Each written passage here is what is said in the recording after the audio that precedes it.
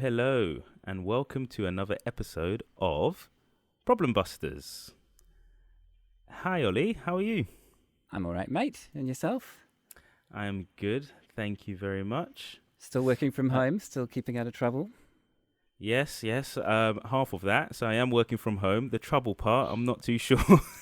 Moving house during lockdown. That was a bit of excitement, maybe. It is very exciting and very stressful. Very stressful. Did you really do it without a removal van? Yes. A lot of rallies.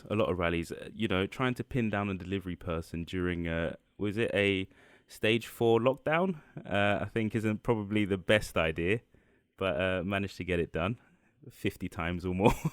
and you're comfortable living in a sea of boxes, I understand. Yes, living out of boxes. It's the way of the future, I'm telling you. Unlimited storage. Cool. So, we have a guest today, don't we? We sure do. So, just like to welcome to the show, Ben Musio. Welcome, my friend. Hey guys, how you doing? Really well, thanks. Thanks for coming on. And just a little bit of introduction. So, you work in professional services in the city, right? In London City. And how'd you like to tell us a little bit about yourself? And then we'll move into the topic for today. Yeah, Ben, thanks. Ollie, you and I used to work together. That's how we met. Jonathan, this is the first time meeting you virtually. Yeah. It seems to be in the new world. Virtual handshake. There you go. Do that as well. Just essentially, as you say, Ollie, Scottish accent, living in Sussex, just not far away from Brighton. Italian father, West Indian mother, currently, just working away, working from home, working in, as you say, professional services. Specifically, I'm a tax advisor. Not much else to talk about other than that, really, at that point. There's quite a lot of things to unpack there, but I'm sure we'll go through that later on. Yeah, sounds good. And what's the problem that you'd like to discuss today? So I think it's really about working from home and staying healthy during this quite unprecedented time, really. And it certainly is. I understand that the National Statistics, the Office for National Statistics report that in the UK in January, so this month, adults staying at home and only leaving for work, exercise or essential shopping is now 65%. The highest proportion since the first lockdown last year. And don't I know it? My fiance likes to joke that I'm not allowed out during daylight hours. This is a different world, isn't it? Yeah, it's an incredibly different world, and it's been interesting. I suppose for me, I've found that I don't know if I should say this is quite controversial, so I don't want to make it very controversial, but I haven't. Lockdown hasn't been Scottish that manners, bad. Jonathan. I wouldn't say that. Lockdown hasn't been that bad for me, right? I don't know. I might be come across as quite social, but I quite like my own space. I'm very much quite happy to be on my own, or in a room on my own. I do obviously have a partner and a dog, and we obviously spend time together. And some friends. And friends as well, which I haven't seen in a while, other than video chat, Ollie, during a call, walking the dog whilst you're on the beach walking as well. But I think generally it's been an interesting one. But actually, for other people that I know and have interacted with, either through work or friends, have found it really difficult, just because of that forced isolation and that inability to have choice, which is I think the big thing that people don't. That people want, they want that choice of being able to go outside and do what they want or staying indoors. So everyone's a bit different during this pandemic, really. So before we get into the health side of things, you've done a bit of sport in your life, haven't you? I've done a bit, yeah. Do you think that set you up to an extent in terms of being able to look after your diet and your well-being? No. Do tell. Right. So what I'll say is this: I have found lockdown, as I said, it's been okay for me, right? Because I'm actually an introvert, although I come across as somebody who's a bit more extroverted. However, I enjoy my food ridiculous. It's just ridiculous for me. I love food, and Just Eat has become my best friend during lockdown. I'm gonna have to be honest. My wife and I have been looking at obviously budgeting and just saving, just saving. We've just been using saving during lockdown, which is what we've been trying to do. Be responsible, but especially the first lockdown, it was just so easy for me to like click on the app. Yep, I'm going to order a pizza, order this, order that, and that'll be me, right? Now, I have had no routine, I suppose, other than working. And I suppose we'll unpack this a little bit later of the impact of lockdown and things like that, working from home. But I found that because I didn't have to put a suit on, because I didn't have to fit into a suit, um, because I didn't really have to keep up appearances as such, I regressed a little bit, psychologically and essentially emotionally as well in some respects, where I just decided to just have no routine and just thought, F it. I don't know if I can swear in this podcast, so I won't. And thought, I'm gonna enjoy myself. I'm gonna order this. I'm gonna have this. And up until lockdown, I actually, I drink, but I didn't actually drink very often. I could go months without drinking, weeks without drinking, without an issue. I'd have a bottle of whiskey. Being Scottish, obviously, it's obligatory for me to have one in the house, and obviously wouldn't touch it maybe for 6 months, right? Beginning of lockdown, tried to be good, and then I just thought, I'm a bit bored. I'm gonna have a glass of something. And my wife picked up on it, and she's like, "You don't really drink that often. What's going on?" And I was just like, "Well, why not? There's not much else to do," which was a really, really bad mindset to get myself into. So, Ollie, very long-winded way of saying yes. I think sport has been good with structure and kind of introduces a structure to your life, but when that structure is taken away, you have to then bring that back and try and have that mental fortitude to be able to bring yourself out of that rut that you're in at the moment. And for me, I'm now starting a year later to get out of it, but it's been a long way, long time coming, really. Yeah, and you got yourself a dog during lockdown, didn't you? Was that part of it? Did I get a dog? No, I I've had thought a dog. No, I thought I we've thought the always had dog a dog. came during lockdown.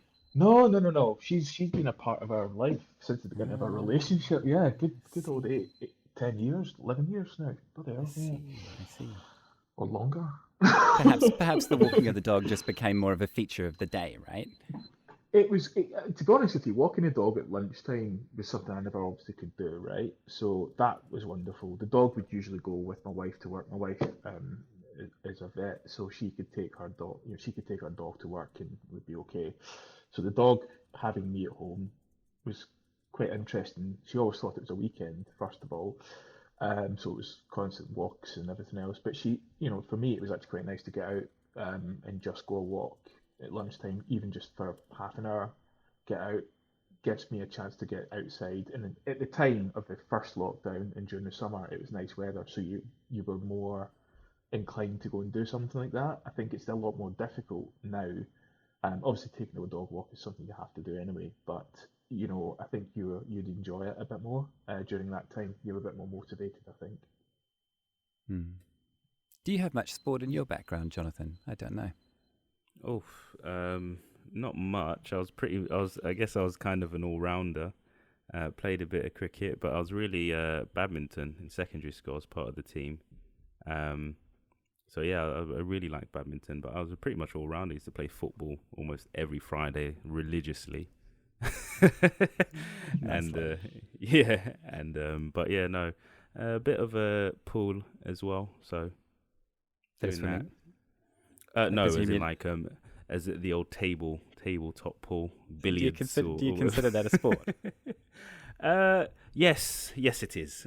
It's as much as a sport as darts. Fair play. Hey, just as a related issue, do you know what happens to older people when they continue to play badminton? It's like an injury fest for ankles and Oh, knees. it's Yeah. Yeah, a couple of guys it at is work quite tried to convince me explosive, to yeah. go and do it a few years back, and I was just like, guys, I've watched you for the last few months, and I've never seen anybody have so much physio. I love the sport, but I think maybe my days are done. Yeah, I can't argue with that. That's actually quite true. But yeah, no, yeah. So not too much, but I think like routinely was football, a lot of football. I think I spent many a year playing football, but outside of that, not since funny enough, since I've had my two children. So 3 years ago, I think a lot of sport was cut out. I just used to go to the gym and Why jog. was that? I thought young parents had heaps of time. Yeah, and energy, all that sleep you get. Yeah. It's the lockdown and the working from home it's almost a year, isn't it now? It's definitely affecting people, isn't it? Yeah. And I hear a lot of people talk about the moments that things change. So, a guy said a few months back, the day that the UK government announced that children would not be going into school was the end of dry January for all parents. That was actually a nightmare because we found out that my son, he goes to nursery school, so it's not quite school yet, it's just preparing him. We found out that he couldn't go into school through the news on Sunday before the school got in touch with us, which was it was ridiculous. Oh, wow. Yeah, so you're kind of on edge, kind of wondering, okay, should I drop my kids to school, should I not? And if you imagine, my situation is not too crazy, but if you did depend on the school to look after your children because of work, then first lockdown it's pretty much unmanageable. Second lockdown it was, although there were things in place, it's just the messaging and the timing and the decision making was quite off actually. Yeah. So, Ben, in terms of healthy body, what have you learned, and what have you developed in your regime to get yourself back on track? I think, to be honest with you, I haven't really developed anything in terms of any new strategies or anything. I think what I've realised for me is just obviously feeling better mentally is linked to my physical health. It's quite closely linked. So I would say that now I'm making more of a concerted effort to, diet or watch what I'm eating. So I'm quite a big fan of intermittent fasting. I know it's just simply, if you want to lose weight or anything, it's about calories, but for me, when I'm working from home and I'm so close to the fridge, I think if I'm actually fasting for a period of time, it means I won't eat for that period of time. And so what I found is actually that actually has helped me during first lockdown, and then I obviously decided to regress a little bit coming into the winter when the weather got a bit colder, and then I've restarted again. So I suppose I've found out that I've got more resilience than I thought I would. Is probably one thing.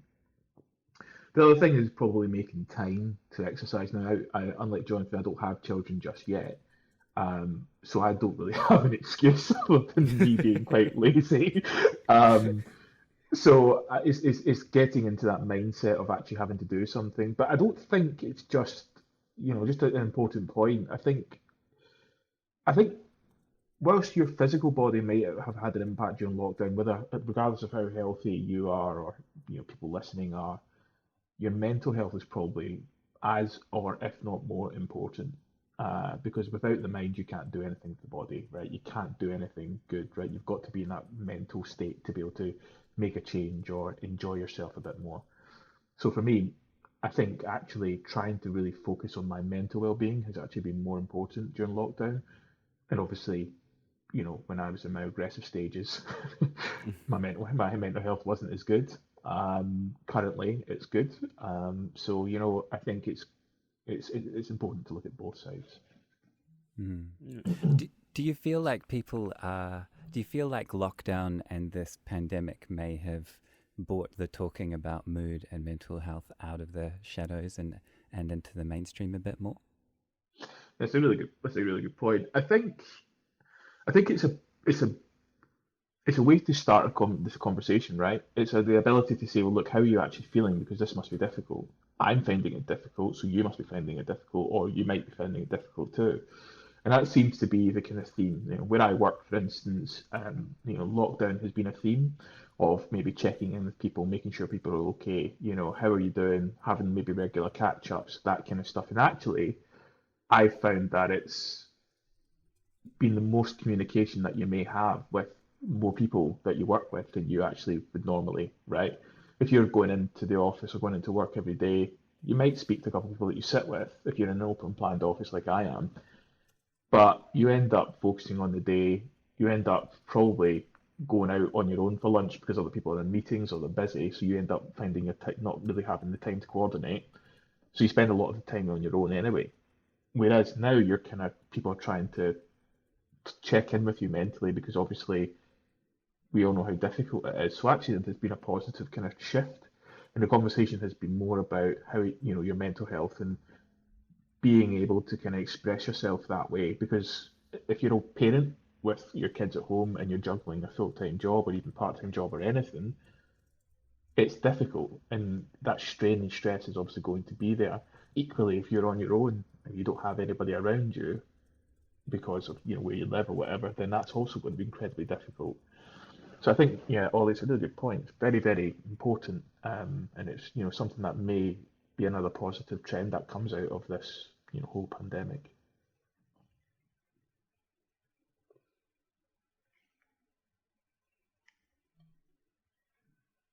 This is me making space for you, Jonathan, so that you get a Yeah, chance I was to wondering. talk. I was like, is he making space for me, or? I thought I'd lost you both. Sorry, you got both to sleep. If I was Ollie like, stopped talking, then we're disconnected. I've been reading my Yeah. books, Jonathan. I'm learning. Oh, okay. No, because I was like, oh. So Ben, I'm a fan of intermittent fasting as well, which is yeah. I think also aside from having the children, I was doing it beforehand because I really love to eat. And just like you, so it gives me a chance. It gives me a chance to eat what I like within a window, and then do a bit of exercise and worry about everything else a bit later. So Can you just define it, Jonathan? yeah. Can you define it a bit for folks who don't know much about intermittent fasting? So intermittent fasting is where you have a window during the day. It could be, I don't know, several hours down to maybe, I don't know, 4 or 5 hours where you can eat, basically. And outside of that window, your so most of your caloric intake will be within that window. Outside of it, you would be drinking like water or tea and things that aren't too sweet. From what I've read, the benefit of it is you, so say you, when you sleep, you're usually fasting, right? So you sleep and then you wake up and you eat, and that causes a spike in your insulin levels. From what I read, I'm not a doctor or anything, but what that does is that tells your body to basically, you can now, when you start eating, you will either store it as fat, or it will turn your internal systems on, for example. But if you continue fasting, what that allows you to do is you're still in that period where there's low caloric intake, so your body's using its own fuel. So essentially you're burning fat by, if you go for a jog whilst you're intermittent fasting, the likelihood is you'll lose a lot more weight, because you're not burning any fuel that you've just consumed. You're just running off the stuff you stored from yesterday. And what that allows you to do is pretty much, it just helps balance you throughout the day. So for me, what I've found is when I have that window, it creates a trigger in my mind that, like, so say if I say I'll start eating at midday and stop eating at 7, my body will tell me, all right, you will stop eating at 7. So anything after 7, I'll be having either a tea, a herbal tea, or some water or something. And it's more psychological for me. I mean, it does help physically as well, because you feel a lot better, you feel a lot lighter as well. and you do actually start to adjust your diet, because you're not going to be stuffing your face full of pizza for that window. You start to realize, okay, I don't feel too good. If I only have 2 meals today, which 2 meals are they going to be, and how important are they going to be to me as well? But yeah, hopefully I explained that in drips and drabs. But it makes perfect sense. So does that shift for both of you the way that you view being hungry? Because, like, for example, for me, right, I'm like many people, reducing the amount of meat that I eat, right, and becoming what I guess is the fashionable term. What is it? Flexitarian, right? We mostly eat fish and vegetables, and often just vegetables, and a little bit of meat here and there. But if I have a vegetarian meal fairly early, window into the future for you there, Ben. Nice little bit of children's excitement. And if I have a vegetarian meal, let's say 8, 9 o'clock, by the time I'm going to sleep at like 11:30, I'm hungry, and I'm kind of conditioned to think hunger is problem, might not make it through the night. Like, have you altered that understanding? Like, do you feel, I'm hungry, that's okay, I'm fasting? I think I'm doing. I don't know, Jonathan. I was gonna say like I've started alternative day fasting. So essentially, it's like fasting one day, like for a full day. So like usually 36 hours or more, and then eating. Right. So not yesterday, day before, it was like a fasting day. So like Sunday, ate, then fasted all day Monday, and then Tuesday morning, or it was the afternoon, I started eating. That was about 40 hours in total, right? In that I'm evening, actually feeling hungry while you talk. well, I think for me, like what I actually found was, one, it's a discipline thing, which is the thing that I've probably lacked a lot of during lockdown. I've actually always kind of the last good, I don't know how many years I've been doing intermittent fasting, but I've been doing it a long time. But end of the day, like you've got to back it up with the food that you actually eat during the period in which you are eating, right? So there's no magic bullet to weight loss, in my opinion. If you eat too many calories and you don't exercise, then you're gonna gain weight, like I have, kind of thing. If you eat enough calories for your recommended daily allowance, or whatever that is, your total daily allowance rather than anything the NHS tells you, then or any other websites, then generally I think that's when you lose weight, right? You've just got to make sure you've got a good balance. But for me, hunger is more about, as you say, you realise that actually you might not be as hungry as you probably think you are. So as I said, if I can go a whole 40 hours or more without eating, like if I eat breakfast in the morning, for instance, and then get to lunchtime, like, I might eat something, like, well, actually probably not that hungry, but my body's telling me I am because of maybe what I've eaten or how my body's conditioned to think. Really, I don't know, Jonathan, if you think the same or have a different view. Yeah, I think so. Like I said, the way you fast is slightly different, but it's the same concepts. But you do second guess yourself. So am I hungry or am I really just thirsty? That was the first thing that hit me, because most of the time you think you're hungry, but you really are. If you have a glass of water, or you have some tea, and you realize, I probably wasn't that hungry, or probably wasn't hungry at all. That's one of the things that having a lifestyle that we do in Britain, where you can always, food is pretty much readily available. It does. You do get into a habit of, I feel a bit hungry, and you start to mistake thirst for hunger. So that was one of the first hurdles I had to overcome. But it really is, as Ben said, a case of, it really does matter what you eat, rather than, I can just fast and do this. But it really is, it's quite interesting. One interesting quote, I don't know who created it, was you lose weight in the kitchen and build muscle in the gym. I don't know who created that quote, but it is quite funny. That's quite good. Yeah. And you have a home gym, right, Ben? I wouldn't put it like that. Not. I have a garage where I put weights. That's probably how I would put it. And sometimes you and the weights share a garage, or what? Yeah. I think I don't the reason I don't call it a home gym is because, like, God, my ideal home gym is like, it's not what I've got. But anyway, I'm very lucky to have what I have right now. So yeah, like at the beginning of lockdown, I started to see the signs. I was like, right, gyms are going to close, and I've always loved going to the gym. I've always loved lifting weights. Weightlifting is something that I've always done. I'm not a bodybuilder, but I enjoy, the compound movements, the kind of general lifting in that respect.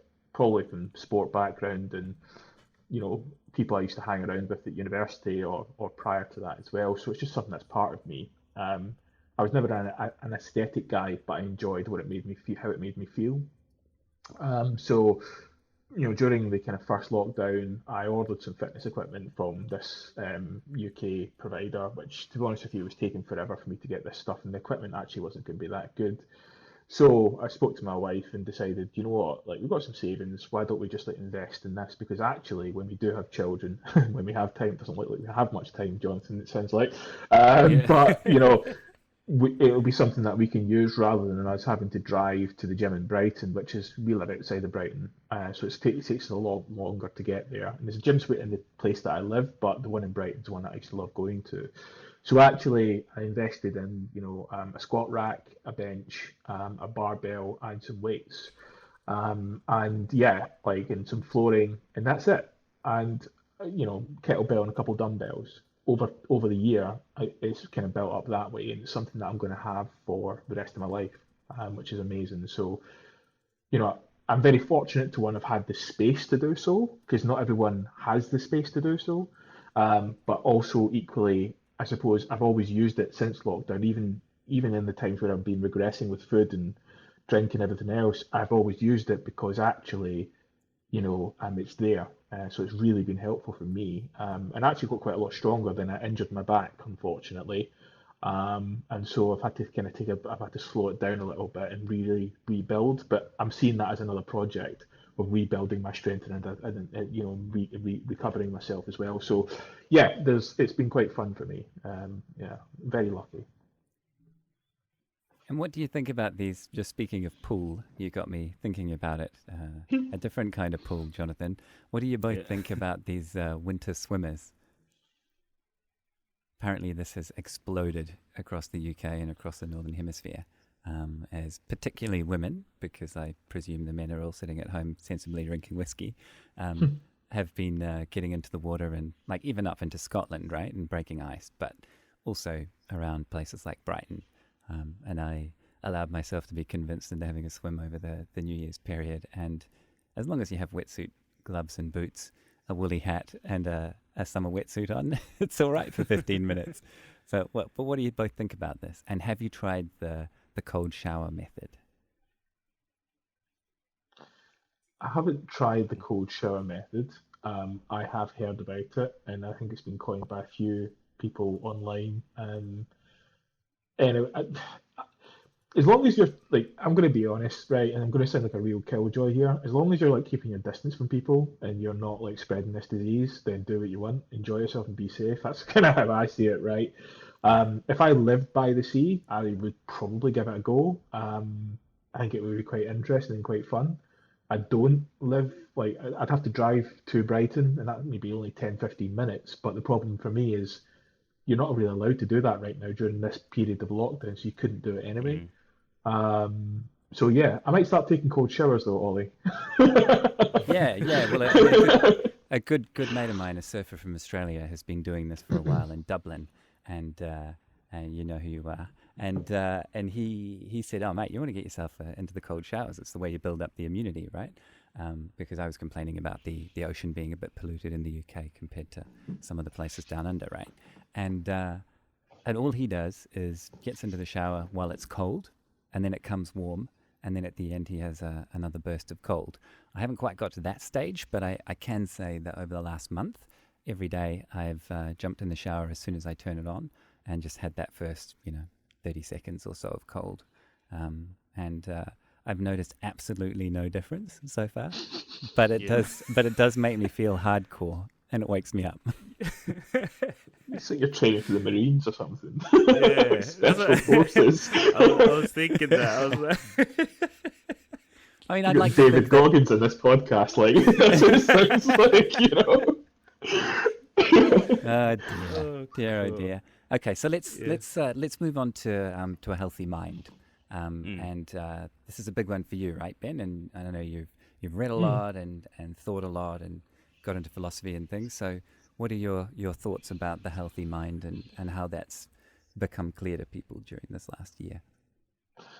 I think I think healthy mind is something that's been an evolution generally. Lockdown and low lockdown, I think generally people have now started to see that, and there's campaigns where I don't make this sort of a sexist thing, but I think men especially were not very good at talking about their mental health or talking about their mental well-being. I think there's been a massive push on that. It's come from people who are quite famous sport and athletes and other people in kind of prominent positions talking about it, which has obviously helped. I think for me, mental health has been quite an important aspect of my life. I had my demons, unfortunately, and I don't, I say they've not gone, but they're much more at bay, right? So, I think the conversation has now switched to discussing, how people are feeling and how people are doing now, whether it's the workplace or friendship groups, because everyone's been impacted by this. I think. I suppose your question, Ollie, is how has it evolved? I would say just an awareness. People are more willing to talk about it, and I think that the fact that people are more willing to talk about it, whether it's in media like a podcast, on the news, somebody talking about it during a radio session, or a sport and athlete, or actor or actress talking about it, it gives somebody the ability to say, actually, yeah, that impacted me as well, and as a result of that, you have a process of normalizing talking about this, what people would normally keep secret or keep quiet about. I think the one key thing for me has really been making sure that people do talk about it and really do feel like they can talk to you about it, whether it's a friend can talk to me about it, or whether I can talk to somebody about it as well. I think if you're unwell, physically unwell, you wouldn't bat an eyelid phoning in at work and saying, look guys, I'm not feeling well, I'm not going to come in today. There's been a real stigma, though, unfortunately, with people saying, "Look, I've not been feeling well mentally, but I can't tell people. I have to go and show face and save face when I'm at work or social events or something like that." I think now it's becoming a lot more acceptable. I'm hoping that in the I'm like I'm 31, right? So I'm hoping the generation maybe that are in their 20s or teenagers or even children just now, their generation will be a lot more accepting and a lot more progressive in terms of dealing with mental health. But I can see a real change right now, even in the last 10 years, of how people deal with mental health. So the pandemic has definitely accelerated the conversation, but I think that we would have got there at any point, I think, in my opinion. What do you reckon, Jonathan? Yeah, I can agree with everything pretty much. I think a lot of the focus now, there's been a lot of focus and exposure on mental health, especially with men as well. Um, I, I sort of work with a team at my workplace, and that is one thing that I realized that I've been sort of doing more, is asking, about the mental well-being. And yeah, I think that's really important, because there have been incidences where I've given people time off because of it, because they've obviously opened up and I've said, you know what, just have a bit of time off, and it really does help. It really does help, especially in stressful environments, and with the additional, this factor of the pandemic and the lockdown. You don't necessarily know how it's affecting different people. Like Ben said earlier, it does have its effects, but there are some people that are a bit more comfortable than others with, being, if you're slightly introverted, then you may enjoy a bit of lockdown, but if you're not, it's really tough. And I've seen a lot of people, you see it all the time on social media, people struggling, who are usually outgoing and want to be out, and can't. I mean, some people could just as simple as going to the gym, and that's taken away. And again, as Ben said, if your mental health is linked to your physical health, then that cycle's pretty much stopped. So now you're physically not feeling very well, and again mentally on top of that. So it's really impactful. And if we think about some of the ways that we've each tackled this, I guess for me back in the day, and still a bit today, I suppose, I've meditated, which took the form of just turning up to a community centre in suburban Melbourne with a ragtag bunch of people, including a mate from work, and just sitting in a room with quiet music playing for 45 minutes with our eyes closed. And that was it, right? And about 95% of it, I felt like I wasn't doing it right, and this isn't working, and why can't I concentrate? And my mind keeps thinking about work or whatever. But I tell you what, I would get to the end of that session every time and just feel just so much better. And that kind of became part of my my way of being, I suppose. So now all I need to do after doing that for a few years, once a week, is if I just sit down, maybe after I've done some yoga at home or something like that, all I need to do is just say, I am meditating. And it's like my mind switches. Perhaps it's a bit like saying, I'm not hungry, I'm thirsty, right? And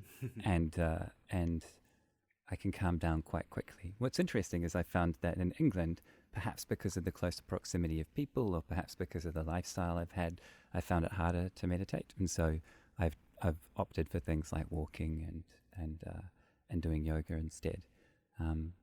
What about you, Jonathan? What's your poison when it comes to settling yourself? Oh, I've gone to the old classic, the old prayer. I think Jordan Peterson, he put it well, and I think there was other books as well. I think How Not to Worry. I forgot the person who wrote that book, which is really bad because it's on my Kindle. There's some formats of prayers actually help you meditate or reflect on the day. So you say, what you're thankful for, and what you're looking forwards to, and all of that, and just having that regime and ritual of that quietness and just your chance to reflect is quite important. But really, I do a lot of yoga. I did not expect you to say that. Good on you. And I mean that from a place of love. Ollie, that did not come across as condescending ever. Well, I mean, we're talking about a guy who's laughed at me. We're talking about a guy who told me the history of hip hop one day, right? And laughed at me for doing yoga. So that's where I'm coming from. Yeah, he's like you and your reggae music and your hip hops and yoga. What? So tell us about your yoga, Jonathan. So yoga, I was introduced to yoga. So my wife was doing yoga for a very long time, and she tried to get me into it, and I'm like, I want to lift heavy things, mate. And I wasn't that far off, was I? In the end, Ben. Yeah, exactly. I kept lifting heavy things until I pulled my back, and then then I came running to yoga. So I had a manager at the time, Craig Budzik. He went to India and he became like a yogi. I used to call him a master yogi, and he gave me a routine that would help my back. And I started doing it, and I think after maybe 2 to 3 months, my back it was really good. It was like my lower back. I felt really good, really strong. I went back onto the rowing machine. I was doing other things, and but aside from my back, I'll do it at lunch, and I'll do it when I get home. And I realized that would actually calm me down significantly. So a lot of things that were stressful weren't fazing me that much, and I realized that it was part of the mental aspect of it. It was just that chance to have a bit of peace and quiet, and a bit of concentration as well. And you just go through the motions, and yeah, that's really good. So for my back, I just do it often, and again, that's a side effect of it. And because I have children, I usually use my kettlebell. I swing the kettlebell around at around 10 o'clock or 11 o'clock at night. And I wrap up with a bit of yoga. Yoga at the end of a session. That's a really good idea. Yeah, just so I don't Jonathan, seize up in the morning. yeah, you're gonna have to send me that back routine, mate. Honestly, because I could Yeah. do with one now. I got you. I'll give it. I'll send it over. But it's yeah, We'll it chuck was it in the pretty. notes as well. Yeah, it's really good. It's a really good routine. And what's funny is that he said, "What's wrong?" And I was like, "Oh, my lower back. I think my muscles are a bit loose and whatnot." And he went away for about a day and just came back with scribbled on a piece of paper. And he was like, "All right, come to the gym." And then he was just telling me, "Do that, do this, and I want you to repeat that." And I just kept doing it, and it just helped. So yeah, thank you, Craig, if you're listening. That's awesome. Yeah, that's really cool. Do you want to tell us a bit about your reading into the Sam Harris type folks and what you've learned about that, Ben? God, that's a big topic. So I suppose my question to you, sorry, Ollie, what would you want me to talk about? So I suppose for me, I haven't been as engaged with all of that recently, and Okay. the only reason I say that is, so for instance, Jonathan talking about Jordan Peterson is quite interesting. I've got his book 12 Rules for Life, which I thought was decent. I think he's an interesting guy, Jordan Peterson. I think he's got an Quite interesting. controversial, right? Yeah, I'm not saying, and I'm not from. I think he's a lot more conservative than I am. Mm. So as a result of that, I'm always going to be slightly opposed, maybe at least in the beginning. But I'm also quite open-minded, so this is why I bought his books. I thought it was quite good. I'm not somebody to shut down somebody's argument just because of what my perception of that person is or their views are, because they could actually have some sort of logic in their I could Fair learn play. something from them. Yeah. So I'm not going to be like the one thing I don't. Sorry, this is a slight digression. Is that I don't like my echo chamber. I don't like an echo chamber. I don't like like if I read the Guardian, and for people not in the UK, it's quite a left wing newspaper, at least central left newspaper. You know, I don't want to just be sat thinking, yep, that's the way the world works and that's the view, right? I think Yeah. you need to be outside of your comfort zone and interacting with other people or reading other things that are opposed to what your view is.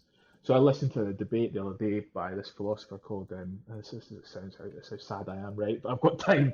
Slavoj Zizek, who would call him maybe a Hegelian or Marxist philosopher, right, from Slovenia, and he's quite mad, right? He comes across as quite eccentric, but quite an interesting character. I'm not saying I believe in everything he says either, but he debated Jordan Peterson, and it was to talk about happiness. So anybody listening, maybe it's on Jordan Peterson's YouTube channel. Actually, have a read of that, or sorry, not reading, have a listen of that, and it's quite an interesting 2 hours if you've got time, or maybe listen to it in sections.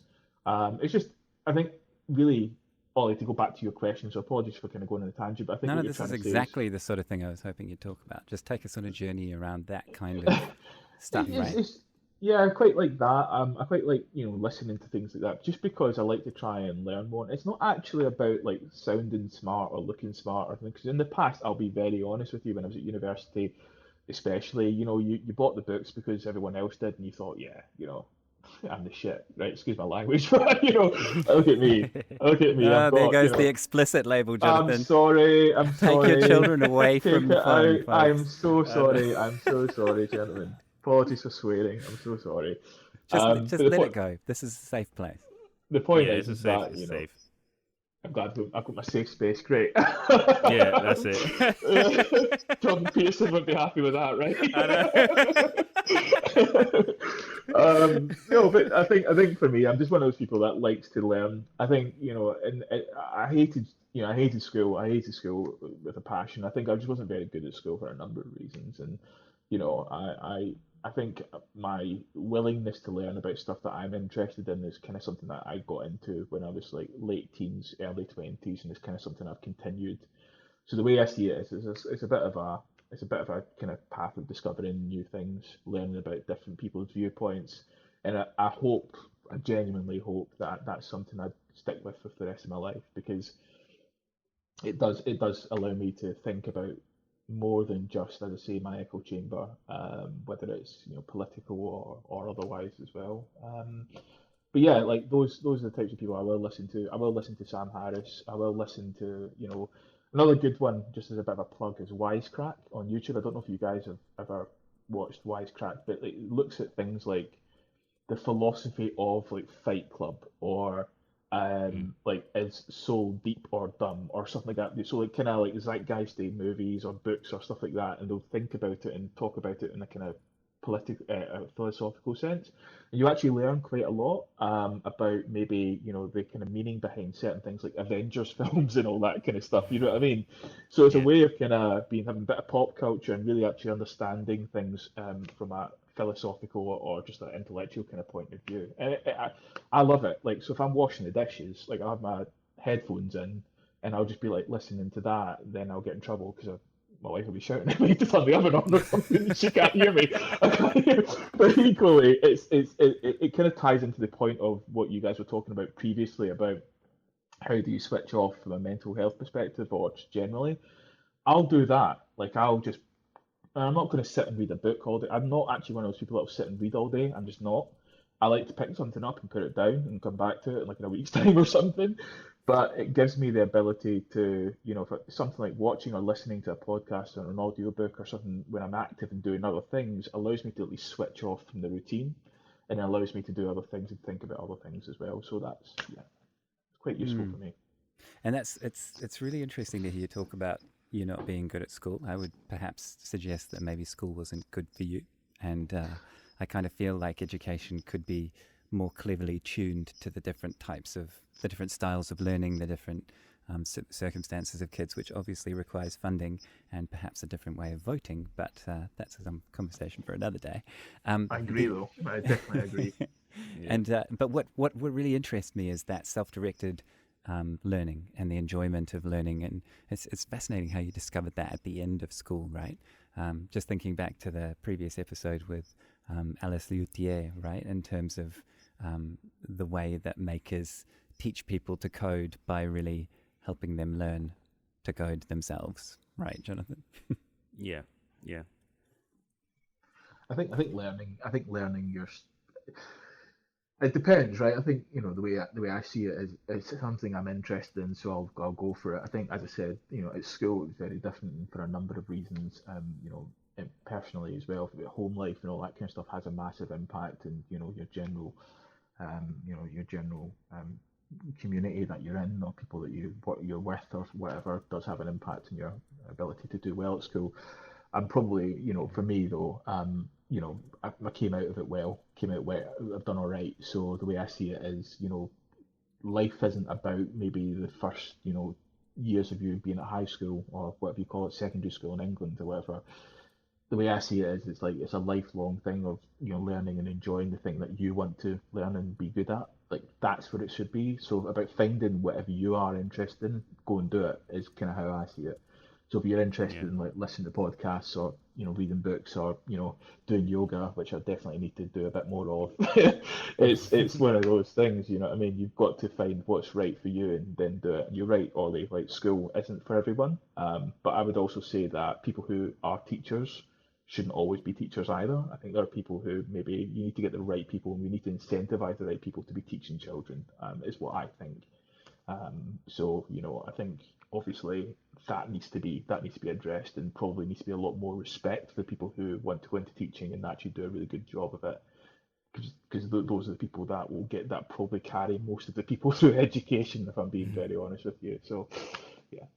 Yeah, I had a really good example of this at work a couple of years back when a chap, a migrant to the UK like myself, said he said, I said, how are the kids going at school? And he said, look, to be honest, I just feel like the parent-teacher interview wasn't what I wanted. And I said, what do you mean? And he said, well, back home, education's really important, and I just felt like the teacher wasn't really that committed, and they haven't been there a lot of the time. And I said, oh, right, how is that? And he said, well, I mean, I guess they are just relief teachers, and they don't actually have a full-time teacher, but I'd still expect them to be more committed. And I was like, that's interesting. So this person doesn't have a job and just gets called in every now and then to teach this class.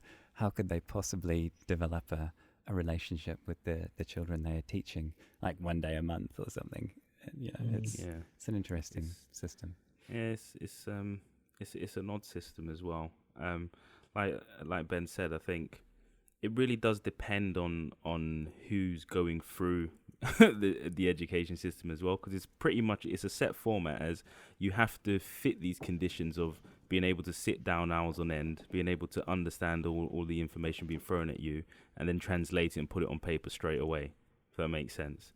So it's I did well in school, well enough, I guess, but that's because obviously when you figure it out, right, you kind of game the system in terms of, all I have to do is learn this and memorize this, and then I can put it down on paper, and it's more of an exercise than it is of actual really learning. So I think I was lucky where I had the opportunity to do like 13 GCSEs, and it was a range of things. So I could say, I really like design and stuff like that, and science and all these other things, and sports, rather than just being all right, maths, English, science. That's all you're gonna be. That's all you're gonna do. Learn how to do these things, and then and you don't really have much scope to do anything else, depending on the school you're in, actually, as well. What resources do you have to explore other things? So, yeah, totally. Something I'd like to come back to is faith, and I don't think anyone should ever apologize for praying, because when you spend more time meditating, right, and I've spent a lot of time going into different religious houses and ashrams and synagogues and churches of different description and stuff, and it's really interesting when you look at it practically, isn't it? That the way that a group of people come together, have communities, support each other, drive each other home in normal non-COVID times, sit down quietly, maybe sing, and then go through these really healthy habits like being grateful, thinking about the things that are good in their lives. These seem to me to be really important traits for mental health, especially, and for well-being during a time like this and any time. Yeah, I couldn't agree more. I think it also takes away that when you have communities together, sort of religious communities, I think it takes away the additional X factor of the unexpected when you meet somebody of that community. So two strangers, they find out each other's Christian. I think it takes away that X factor, if that makes sense. You have a quick summary. You have their CV. You're like, oh, okay, I understand that these are the things that should be covered by your beliefs and stuff like that. And I think that takes a lot of the X factor away with bumping into sort of new people and the unexpected part of it. But again, the healthy habits are I think that's key. I think you'll find that trend with a lot of religions, actually, is just the I think just due to the nature of some religions being so old, it's really a template on how to live at that time. Of course, things like I can only really speak for Christianity. I think that's changed significantly, massively over the past couple thousand years, right? Especially in Britain. So, I think, I think it's just one of those. It's one of those things where it gives you a template on how to live, I guess, and the best practices that you should have as per that religion. But some things we have to understand were built for that time. That may, Yeah. And wouldn't it be great if and I hope the world is moving in this direction, that folks from different faiths realize that ultimately they just have faith, and that's the continuous thread between them all, regardless of books and clothes and languages and shapes of buildings and practices and ceremonies, that having faith in being together and being a good person, that's the thread. Trumps all. Yeah, I exactly. think, that's one of the wonders of growing up in Britain, I think, is, in countries such as Britain, where you have like religious education and stuff like that. So you not only do you understand the other religions, at least if not at a basic level. So it's not a foreign thing, if that makes sense. It's amazing, to be fair. And you know what's funny? I come from a science-based family and earth Mm. science mostly, right? And when I hear people describe their faith, and then I think about the way that my dad looks at a forest, or Yeah. describes the way that a hillside has formed, or the Mm. way that the reason that my home beach in Auckland on the west coast has black sand is because it used to be a volcano, and you can see the volcano and the way it heads offshore. You know, he has Yeah. faith in those systems, right? And now not Yeah. messing them up so that they can continue to function. I think it's been such an interesting thing for me to learn about the different types of faith, I guess. But Yeah. but let's turn our minds back to the stomach, shall we? How do you guys feel about fermented foods? Like kefir, Sauerkraut. kimchi, sauerkraut. Yeah. Yeah. I Love like it, hate it, sauerkraut. haven't tried Yeah. it. I love it. I'm lactose intolerant, so any gut stuff I can I can get my hands on to improve it. I'll eat. What about you, Ben? Yeah, yeah. You know, fermented foods, love it, and I love kimchi, for instance. I probably don't eat enough of it, being honest. But yeah, you know, yeah. Never Any had any kimchi. any food, to be How honest would you with you. describe kimchi to Jonathan? Yeah. How would I describe it? I don't know. It's a really good question. Um, Do you it want me to have a depends, crack? right? Yeah, you go for it, because I'm thinking of like where I've had it in like Korean restaurants and things like that. But yeah, go on. So I guess to me, I see it as like a spicy, more Asian infused, and I mean Southeast Asian infused version of sauerkraut. So it's got like it often has a bit of chili to it and a bit of ginger and maybe even a red sort of color, right? Yeah. Oh. Okay. Kimchi, like there's one restaurant that I used to go to, which isn't around, or at least isn't in the same place that I used to, when I used to visit London when I used to live in Scotland. I used to come to this, it was a South Korean restaurant, and I'd never tried kimchi before, and I was, early 20s at this point.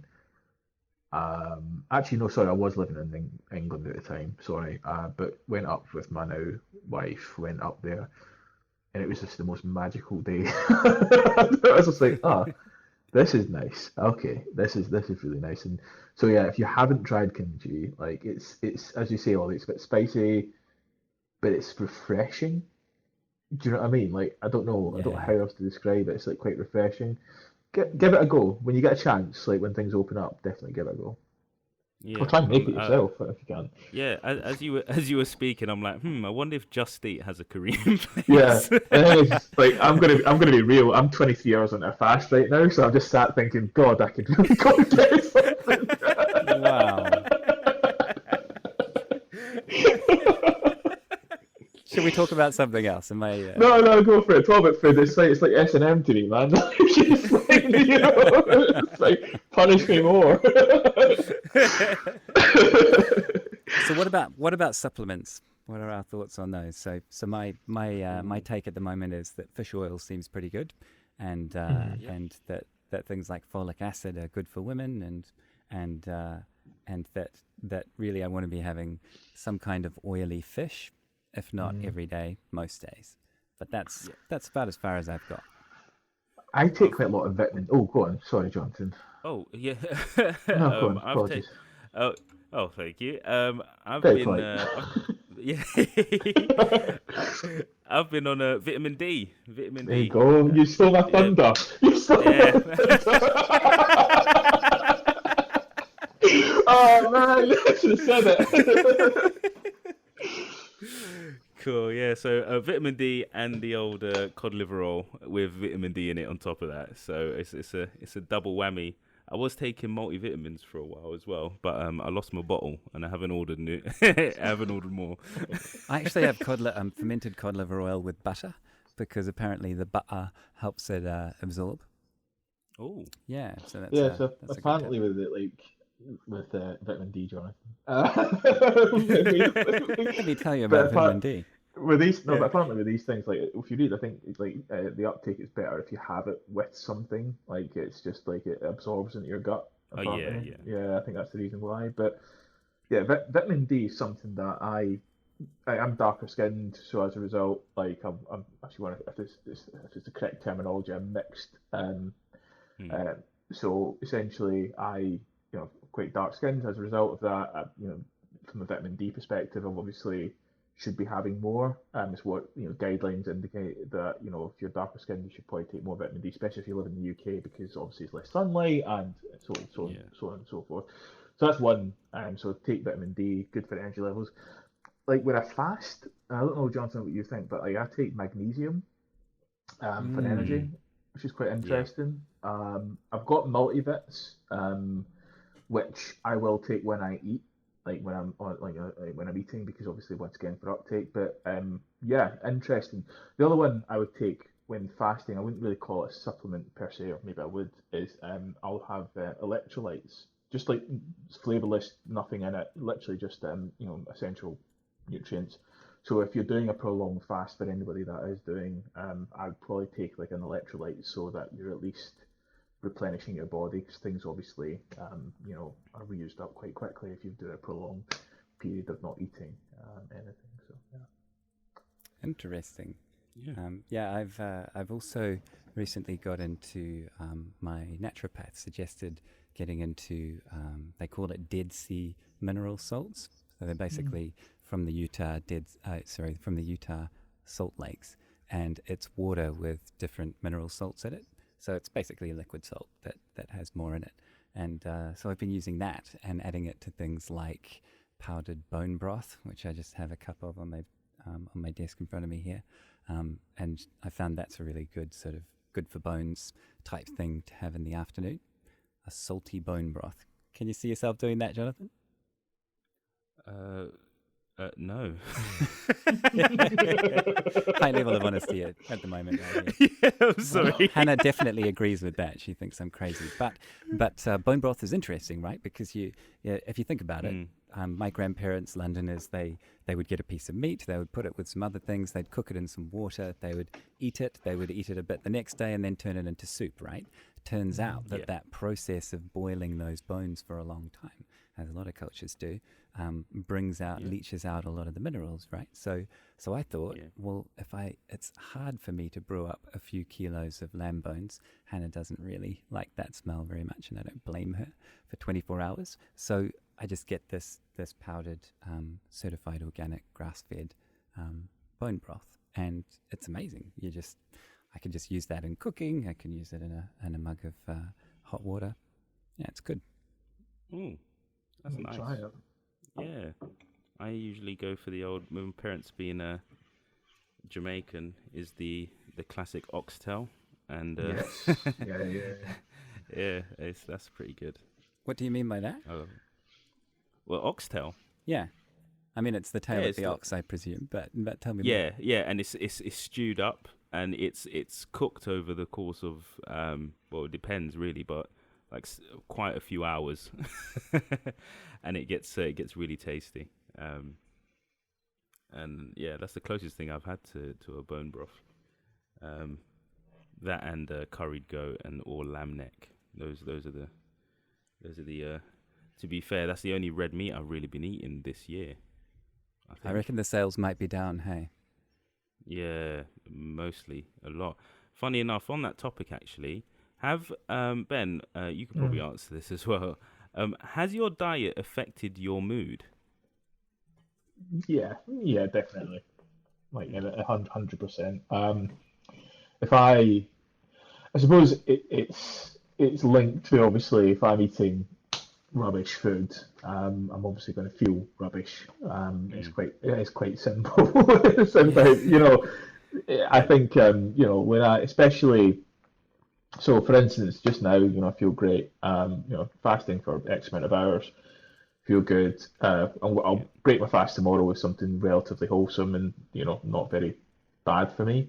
But there'll be days where I'll, as you say, like you might have more ice cream, more chocolate, more sugar, more this, more that. You end up feeling maybe okay when you have it, but then you end up crashing, and then your mental goes as well, because obviously you feel down, tired, and all that Yeah. kind of stuff. So yeah, definitely noticed. If I eat better, I feel better. Do you know what's really amazing is that like I have no real excuse to be unhealthy because I kind of feel like I know enough to be like, right, Mm. exercise, eat well, intermittent Yeah. fasting if you want to, or just count your calories. All the ingredients are there, and literally the touch of a finger with Google, right, or any other search provider you want to think Yeah. about, right? But the difficulty is actually training yourself and being able to do it. And I think that's the thing for me. It's the motivation and actually like the ease of actually maybe following through with something. So I don't know if other people like yourselves or people listening maybe empathize with that fact, but it is quite it's not very complicated, but we make it more complicated than it needs to be. I Yeah. can for sure say that. So it's just an interesting one, you know. Yeah. I think, yeah, I think so. That's quite interesting, because a lot, in line with the sort of mood when you're eating, I did cut out meat for about, I think it was last year, for maybe I think two months. Wow. I just, yeah, and I realized I became quite docile. I wasn't like I wasn't like a Okay. like when if I'm gaming or whatever, or I wasn't as like, you know. I wasn't my heart. So I probably cut out coffee as well, which is probably a key part of that. Um, I wasn't. I didn't. My 0 to 100, where it's sort of not anger, but in terms of frustration. If I'm playing a game or something happens like work related and it's stressful or whatnot. I realized my heart rate wasn't really up, and I can see it on my Garmin because I've got the Garmin app. And what's funny is if I look at my trend, I can see that you can quite clearly see when I cut out meat. Wow. So yeah, so I was like, I was wondering if I should go back. So yeah, but that's part of the reason why I've become as Ollie put it, was it flexitarian? Yeah, yeah, yeah. Yeah, I'm making my way to pastafarian as well, so I'll be strictly pasta soon. Wow. But I yeah, mean, no, I you'll make think a lot of friends with the Italians, but yeah, that's there a we go. strong move. Nah, I don't think I can't do that. But yeah, no, definitely I've cut my meat intake by like 4/5. I think Yeah, it's yeah. I think I'm at about the ridiculous. same, and Yeah. it's definitely caused me to lose a lot of weight, and I think it actually makes it easy to go to sleep at night too. You know, have you Yes. heard that apparently most vegetables are digested in 3 to 4 to 5 hours, right? Whereas, as I understand it, a hamburger is 16 hours. So if I have that at 8, 9 o'clock at night, I guess, yeah, by the time I go to bed, that bad boy is still brewing, right? Yeah. Yeah. Okay. What about working from home? What have you guys learned, and what have you put in place to have a healthy setup? Because first up, I was on an ironing board and had a cable from the laptop plugged into the TV on the wall, and then I just had a magic mouse, and that was it. And then after a few months, I thought, I think we're going to be at home for a while. Maybe I'll get a standing desk. And I got one of those Flexi Spot standing desks where you press the button and it goes sitting to standing. And Nice. it has been awesome. As long as you have a standing desk pad under your feet, because otherwise you get sore knees and sore hips. And maybe I'd suggest stealing the fiance's sheepskin and standing on that because you're a man of leisure. But what have you guys done? Oof. Ben, I'll let you start. Or have you just both been huddled over laptops? Come on. No, I've been quite lucky, right? So like where I work is like agile working was one of the things that we had anyway in place, and obviously more so now, I suppose, than before. So I always was able to take my laptop with me wherever I wanted and whatever else. I also quite lucky that I've got a desk that I can work from. It's not a standing desk. I will eventually get one of those though. That sounds awesome. But like I've got a desk, computer desk, and I've got like a screen at home as well. So I've got like a dual monitor, laptop and screen. I've got my work laptop. The one thing I did invest in, it wasn't expensive, but I tell you what made my life and my back so much better was an actual office chair. Bought it from Staples got it for a discount, like, and I just feel brilliant. I sit here now and think, yeah, I needed this. So Um, how so? Was it that I it was just corrected sitting in your a back, or? dining room chair, huddled over on a desk that wasn't the right height. So as a result of that, I was just like, it was just I was getting tight. And it kind of comes to that yoga point because I started doing yoga as well, Mm. actually, and I started feeling better. But the chair has helped as well. I just feel more comfortable. I can adjust the way my back is and all that kind of stuff. Mm. So that's good. My brother gave me a monitor because I had a monitor, but he was a bit old, so he's like, "Look, I've got this monitor. Do you want it?" Like, 'cause I don't use it, so I took it off of him.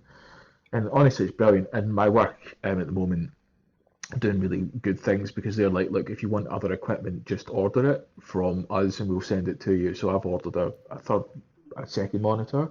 So I'm gonna have like three screens, which is quite good because at work I'd have two screens and then my laptop. So I kind of want to do that here as well. So yeah, it's like for me the chair has been helpful. I was already set up for working from home, so I kind of felt okay Mm. for that. I don't know about you, Jonathan. Yeah, I was in a similar situation. I think my team was probably one of the only teams that were really set up to work from home and work remotely. Um, so really, I pretty much had everything. I think I told Jolly about how I drove to the office and just picked up my monitor, picked up the very nice office chair, a dock for my laptop. I just drove it back at the beginning of lockdown, and I haven't looked back since. So the work's really been quite accommodating with the equipment and stuff like that. The chair is a huge factor Mm. because before I got the chair from the office, I was like literally it was I was in the same position as Ben, so my back was just crazy. Um, so that really helps. And other than that, I don't have a standing desk yet, but I'm looking to get one. But I do have the gadgets I use. I have a Garmin watch, and it sort of reminds me when I need to be a bit active. Mm. That's Not that I cool. need much prompting chasing a 1-year-old and a 3-year-old around the house. But yes, it really does help. And you can sort of program little exercises to do. Press ups, squats. But the kettlebell is really, I mean, you could just throw it around, but I have to obviously wait until either they're napping and the door's closed or late at night when they're not around because I don't want to be swinging around a heavy weight around kids. Fair Um, enough. Fair Do you know? I enough. think it's quite interesting that you say that. Do you think this is maybe just going a bit left field here, but that process of technology impacting your obligations to do something is a kind of form of control in some respects, which is quite interesting. So I don't have a Garmin watch, mm, but the Apple Watch and it has stand. So yeah, I'll be like, all right, I'm going to go and stand a bit, actually go and do a wee walk, which is good for me. Ultimately, it's all yeah, going to benefit you. The other one is yeah, like your steps for the day and your calories and how much you've burnt or your exercise. And you see the rings on the Apple Watch. You've got those rings, and you look at it and you go, "Oh, I've not hit my rings today."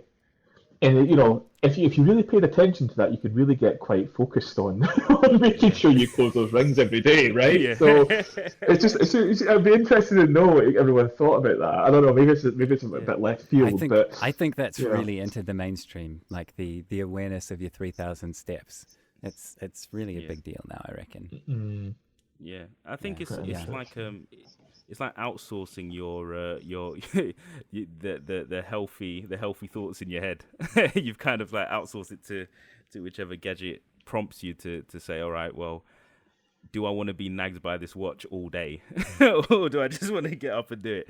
And then yeah. your thought process goes into, oh, I need to do this for today. Oh, have I done this? And it just it kind of helps. I think that going forwards, and I think the last Apple key was their keynotes or their last releases for the Apple Watch and everything.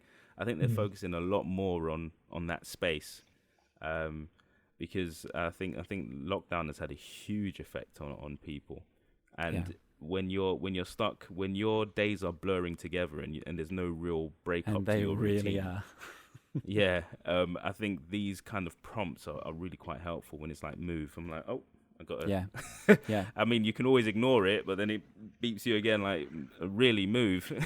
Yeah, like, even for like mental health, you can like take a breath and stuff like that. You know, you can just Yes. that kind of stuff. Sorry, Ollie, didn't Yeah. mean to. Gadgets to save us from our gadgets, right? Yeah. So two more gadgets that I love are I've got a penguin vertical mouse, which is pretty sweet and is a lot. It's only I think it cost me like 65 quid or something, and that's basically it looks like a joystick that doesn't move, and so that keeps my hand on its side. And the good thing about it is it's ambidextrous, so I can switch it to the other hand. The thing that goes with that is a wrist pad. You know those sort of raised wrist pads. They're like 10 quid. Makes a huge difference to the hands on the keyboard as well. And then the last thing is a set of 12 quid glare blocking computer glasses. So they're those glasses that sometimes are yellow, sometimes look a bit blue. They block the blue light and block the glare from the screen. And I even watch TV with them in the evenings because the blue light that comes off a screen, including the TV, blocks the melatonin production, which is what helps us to go to sleep at night, right? So So I've got a that's question helped. about like so. I was looking at that last night, Ollie actually. Yeah. I was looking. Where did you get your? Can you like send me? Because I genuinely would like to try them. Some blue light. Because I looked at Amazon, but I wasn't sure. Like there's some like Yeah, for like sure. 10 quid. I'm like, are they the right ones? That kind of thing. If you've got one that you could recommend, please let me know. Yeah, I will. There's two or three brands that I tried, and they were all good. But the one I bought another pair of and have been wearing for, I don't know, 2 years. So I'll put it in the show notes and also send Okay. you a link. And I think they were literally like 12, 14 quid. They're Okay. not they're not an expensive bit of kit because they're not optical, right? They're just they've got no magnification. Yeah. All right, guys. We've covered a lot. Thank you Yes. for joining us, Ben, and Yeah, it's been fun. and sharing all of your thoughts. Maybe one last Taking thing. Go What on. what do you think about artificial suns? About sad lamps? I've never used them, but I suppose if they help, then why not, right? If people who obviously have a seasonal affective disorder and it's something that helps them, then why not? I think for me, it's a kind of more pertinent point would be actually for people to get outside when it is sunny. And maybe if you're able to break up your day, and stop working all the way through, which I'm sure all of us could probably say that we've done, and take advantage of the fact that if the sun's out, even if it is cold, just go out and get it and enjoy it, even if it's for 10, 15 minutes, just do something.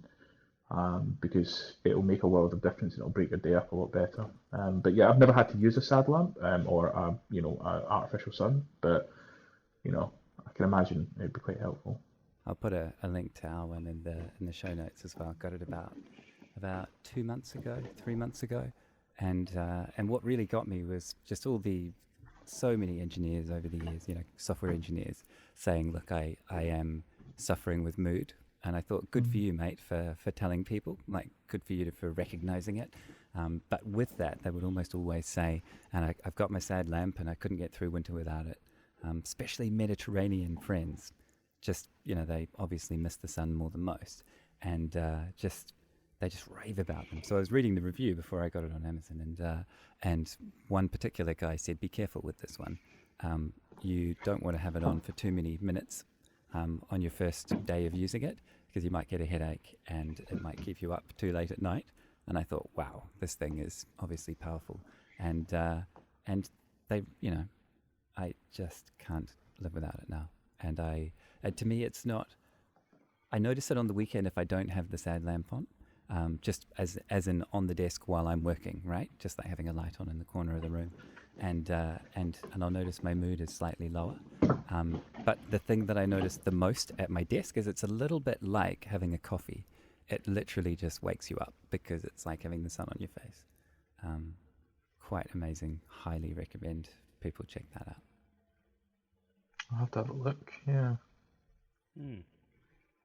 All right, Jonathan, have you got anything else on your mind?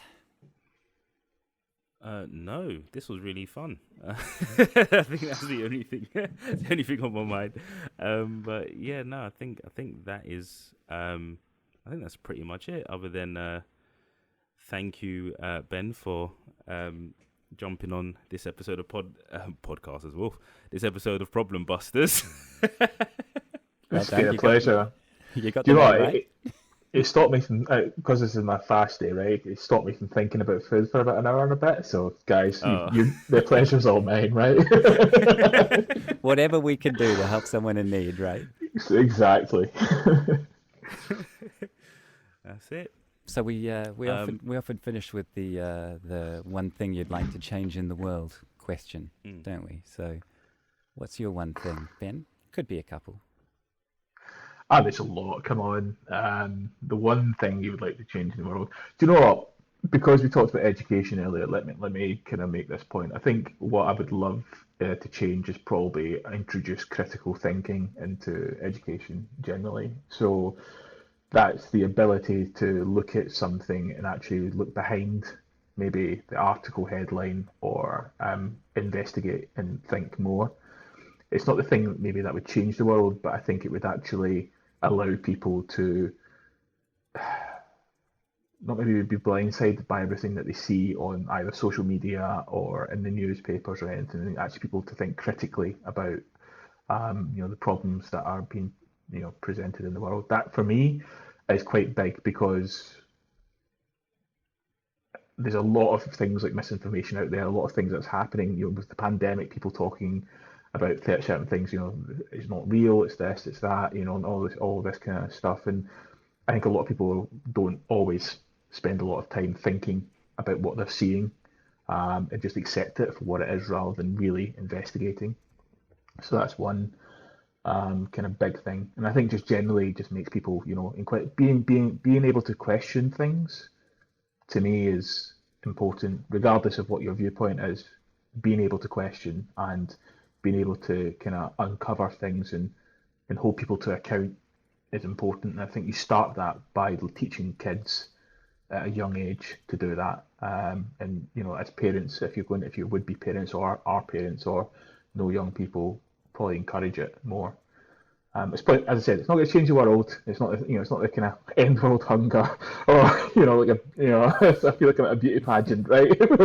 what should I say to? I want to be a doctor because I love animals. Yeah, exactly. That kind of stuff. But equally, I genuinely feel like your mind and your ability to question things and your ability to look at things deeply, could actually have a real impact, and people much smarter.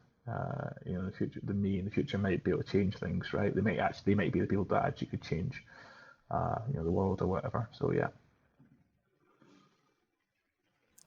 Awesome. Well said. Well, thank you for being on the show, my friend, and folks, don't forget to subscribe. And Jonathan, look forward to the next episode. Yes.